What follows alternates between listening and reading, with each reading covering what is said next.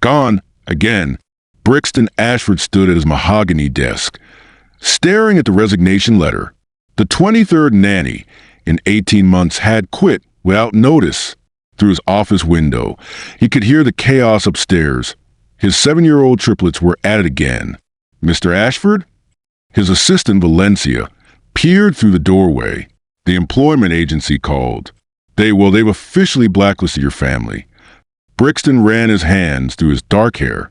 The sound of something crashing upstairs made him wince. Ever since Rebecca died, in that car accident 2 years ago, his boys had become unmanageable. "Daddy's mean," came a shriek from upstairs. "We hate everyone," another voice joined in. "Send them all away." The doorbell rang downstairs. Valencia glanced at her tablet. "That's strange. No appointments scheduled." Brixton descended the spiral staircase of his Westchester estate.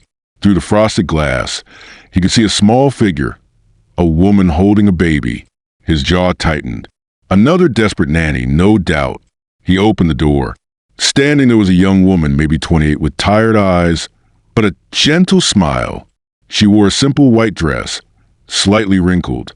In her arms was a blonde toddler, with bright blue eyes, clutching a small fox toy. "Mr. Ashford?" Her voice was soft, but steady. "I'm Savannah Monroe. I heard you might need help." "The agencies won't send anyone anymore," Brixton said curtly. "My sons are difficult." Something crashed upstairs. Both adults looked toward the ceiling. "I'm not from an agency," Savannah said quietly. "I'm just a mom who needs work." Brixton studied her carefully. "You have no idea what you're walking into. Try me." As if on cue, his triplets appeared at the top of the staircase. Camden, Parker, and Jackson. Identical faces. Mischievous grins. They'd been eavesdropping. "Another one, Dad?" Camden, the unofficial leader, called down. "She won't last a day either." "We made the last one cry in 3 hours, Parker added proudly. "She can leave now," Jackson finished. But something unexpected happened. Savannah's baby daughter, Wren, started giggling and pointing at the boys. Her infectious laughter filled the foyer. "Hi there," Savannah called up to them. "I'm Savannah and this is Wren. She thinks you 3 are pretty funny." The boys exchanged glances. No nanny had ever brought their own child. "We don't want a babysitter," Camden declared, but his voice lacked its usual venom. "Good," Savannah replied. "I'm not here to babysit. I'm here to help your family." Over the following days, something remarkable began to happen. Where 22 nannies had failed, Savannah succeeded, but not in the way anyone expected. She didn't try to control the boys. Instead, she included them. When they flooded the bathroom, she turned it into a boat-building contest with paper towels. When they painted the walls, she helped them create a mural. When they refused to eat, she let them cook alongside her. Brixton watched from his office, bewildered. The house was still chaotic, but different. There was laughter now. One evening, he found Savannah in the kitchen after the boys were asleep. She was washing dishes, while Wren dozed in a bouncy seat nearby. "They're not bad kids," she said without turning around. "They're just hurting." 22 nannies couldn't handle them. Maybe they were trying to fix them instead of understanding them. Brixton leaned against the counter. "What makes you different?" Savannah dried her hands slowly. "I know what it's like to lose someone who meant everything." Something in her voice made him look at her more carefully. "Wren's father? Military? Afghanistan?" Her voice barely whispered. She never got to meet him. The silence stretched between them, filled with shared understanding. "The boys act out because they're angry," Savannah continued. "Not at you, at the world for taking their mom away." 2 weeks later, Brixton came home early and found something that stopped him in his tracks. Savannah was sitting on the living room floor, surrounded by all 4 children. She was reading from an old photo album.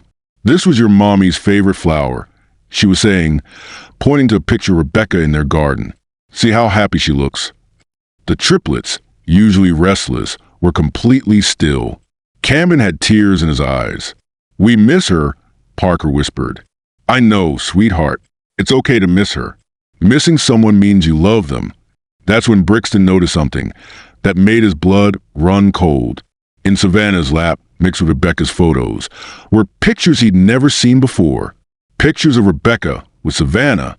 They were young, maybe teenagers. Rebecca's arm around Savannah's shoulders, both smiling at a high school graduation. His heart began racing. That evening, after the children were asleep, Brixton confronted Savannah in the kitchen. "Who are you really?" His voice was tight, controlled. Savannah's hand still on the dish she was drying. "I told you. I saw the photos. You knew Rebecca." A long pause. When Savannah finally turned, her eyes were filled with tears. "She was my best friend. My sister in every way that mattered." The words hit Brixton like a physical blow. "What?" "We grew up in foster care together, in Albany. Different families, but we found each other. Rebecca helped me through everything. When I got pregnant with Ren, when Danny was deployed, Her voice broke. "When I got the news that he wasn't coming home." Brixton sank into a chair. "Why didn't you tell me?" "Because I knew you'd think I had some ulterior motive. But I didn't. She wiped her eyes. "I just missed her so much. And when I heard about the boys, how they were struggling, I couldn't stay away. You've been lying to me for weeks." "No." Her voice was firm now. "I never lied. I just didn't tell you everything. But everything I've done, everything I've said to those boys, it's because I love them. Because Rebecca would have wanted them to be okay." Brixton stood up, his emotions churning. "I need you to leave." The pain that flashed across Savannah's face nearly broke him. "Please," she whispered, "don't punish the boys for my mistake. They're finally healing." But Brixton had already turned away. The next morning, Savannah was gone. The change in the boys was immediate and devastating. They barely spoke. They wouldn't eat. Camden, the strongest of the three, spent hours staring out the window. "Where's Savannah?" Parker asked for the 100th time. "And baby Ren?" Jackson added quietly. Brixton had no answer. 3 days later, Valencia found him in his study. At 2 in the morning, he was staring at the photo album Savannah had left behind. "Sir," Valencia said gently, "the boys haven't eaten dinner again." Brixton turned a page. There was Rebecca, at 18, arm in arm with Savannah at their foster care group home graduation.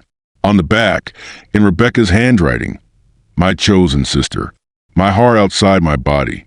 Another photo, Rebecca holding newborn Camden, Parker, and Jackson, with Savannah beside her in a hospital bed, tears of joy streaming down both their faces. The final photo made his breath catch. Rebecca, thin from chemo treatments he'd never known about, holding an infant Ren. Savannah beside her, holding Rebecca's hand. On the back, "Promise me you'll watch over them if I can't." All of them are. Brixton's hands were shaking. Valencia spoke softly. "Sir, maybe love isn't about blood. Maybe it's about showing up." The next morning, Brixton stood on the porch of a modest apartment complex in White Plains. His hands were full of flowers, Rebecca's favorite daisies. When Savannah opened the door, her eyes were red from crying. Ren was in her arms, reaching toward him with a smile. "I found Rebecca's medical records," Brixton said quietly. "She had been sick longer than I knew, and I found her final letter." Savannah's breath caught. "She asked you to watch over all of us, didn't she? Not just the boys." "Me too." Tears spilled down Savannah's cheeks. "I try to honor that. I missed her so much." "The boys won't stop asking for you." Camden said something yesterday that broke my heart. He said, "Daddy, Savannah makes us remember Mommy in a happy way." Through her tears, Savannah smiled. "I should have trusted you from the beginning," Brixton continued. "Rebecca loved you like a sister. These boys, they need their aunt. And He paused, vulnerable. "I think I need her too." 6 months later, the Ashford house on Millbrook Lane was filled with laughter again. Not the chaotic desperation of before, but real joy. Savannah had moved into the guest wing with Ren. not as a nanny, but as family. The boys had their aunt. Ren had her big brothers. And Brixton had found something he thought he'd lost forever: hope. Some evenings, they would all gather around Rebecca's photos, sharing memories and making new ones. The boys no longer saw their mother's death as an ending, but as a beginning of a different kind of love. And in the garden, where Rebecca's daisies bloomed each spring, for children played together, while two adults watched, knowing that sometimes the most beautiful families are the ones we choose to create, from the pieces of our broken hearts. Love, they learned, doesn't end with death. It just finds new ways to grow